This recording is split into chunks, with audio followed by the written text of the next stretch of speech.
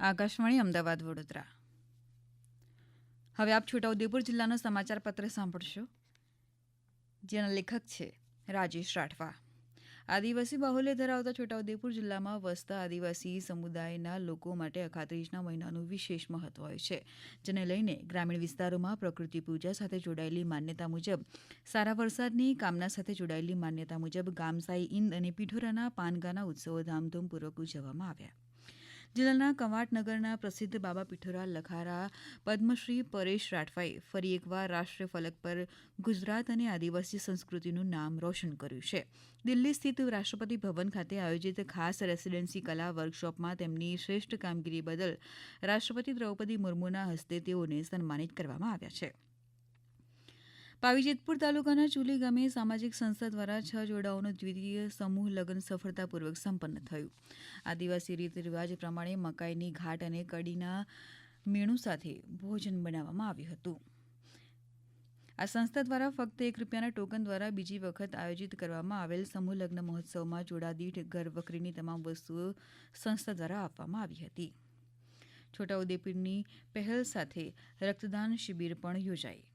સ્થાનિક સ્વરાજ્યની યોજાયેલી ચૂંટણીના પરિણામો મુજબ છોટાઉદેપુર જિલ્લાના 7 તાલુકા પંચાયતમાં જોવા જઈએ તો છોટાઉદેપુર તાલુકા પંચાયતમાં ભારતીય જનતા પાર્ટીએ બોર્ડ બનાવ્યું છે, તો જેતપુર પાવી તાલુકા પંચાયતમાં પણ ભારતીય જનતા પાર્ટીએ બોર્ડ બનાવ્યું છે. કદવાલ તાલુકા પંચાયતમાં પણ ભાજપાનું બોર્ડ બન્યું છે, જ્યારે બોડેલી તાલુકા પંચાયત, સંખેડા તાલુકા પંચાયત અને નસવાડી તાલુકા પંચાયતમાં પણ ભાજપે બોર્ડ બનાવ્યું છે, જ્યારે કવાંટ તાલુકા પંચાયતમાં આમ આદમી પાર્ટીએ બોર્ડ બનાવ્યું છે અને જિલ્લા પંચાયતમાં પણ ભારતીય જનતા પાર્ટીનું બોર્ડ બન્યું છે, જ્યારે નવરચિત બોડેલી નગરપાલિકામાં પણ ભાજપનું બોર્ડ બન્યું છે.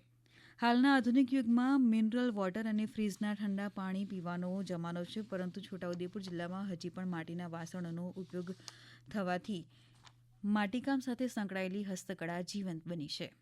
આદિવાસી બાહુલ્ય ધરાવતા છોટાઉદેપુર જિલ્લામાં વસતા આદિવાસીઓ પોતાના જીવન વ્યાપનમાં માટીના વાસણોનો ઉપયોગ યથાવત રાખ્યો છે.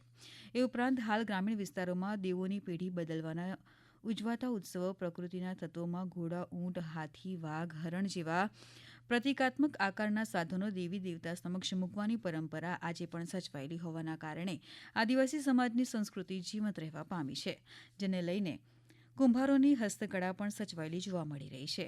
ત્યારે જોઝ ગામના દયાલભાઈ વરિયાને ગુજરાત માટીકામ કલાકારી અને ખાનગી કંપની દ્વારા 1,40,000ની સહાય માત્ર 10,000 જેટલો જ લોકફાળો ભરવાથી મળ્યો હોવાનું લઈને પ્રજાપતિ પરિવારો હવે આધુનિક મશીનો દ્વારા માટીકામના ઉત્પાદનો કરી રોજગારી મેળવી રહ્યા છે.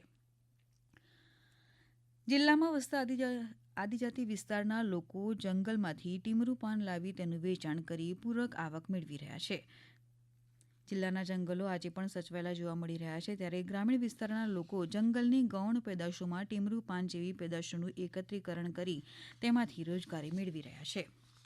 હાલ જંગલોમાં ટીમરૂના ઝાડ પર નવા પાન ફૂટી નીકળ્યા છે, જે પાન તોડવા લોકો વહેલી સવારે જંગલમાં જઈને પાન તોડી લાવે છે અને બપોરના સમયે ઘરના સભ્યો ટીમરૂ પાનની જુડીઓ બનાવી ખરીદ કેન્દ્ર પર વેચાણ કરે છે. આદિજાતિ વિસ્તારના લોકો ટીમરૂ પાનમાંથી સારી એવી રોજગારી મેળવી રહ્યા છે, જ્યારે કેળવી વિસ્તારના જંગલોમાં આવેલ કુસુમના ઝાડ પર દિવાળીના સમયે બેસાડવામાં આવેલ લાખ પરિપક્વ થતાં આદિવાસી સમાજના લોકો લાખ ઉતારી તેનું વેચાણ કરે છે અને પ્રતિમણના 15,000 જેટલો ભાવ મળતા લાખ પણ રોજગારીનું માધ્યમ બન્યું છે. યુદ્ધ દરમિયાન પેટ્રોલ, ડીઝલ અને ગેસની સંભવિત સ્થિતિમાં છોટાઉદેપુર જિલ્લામાં પરિસ્થિતિને ધ્યાને લેતા જિલ્લા વહીવટીતંત્ર દ્વારા સ્પષ્ટતા કરવામાં આવી છે કે તાલુકામાં ઈંધણની કોઈ જ અછત નથી અને પૂરતો જથ્થો ઉપલબ્ધ છે. વહીવટીતંત્ર દ્વારા જણાવવામાં આવ્યું છે કે પુરવઠાની સ્થિતિ સંપૂર્ણપણે સામાન્ય છે.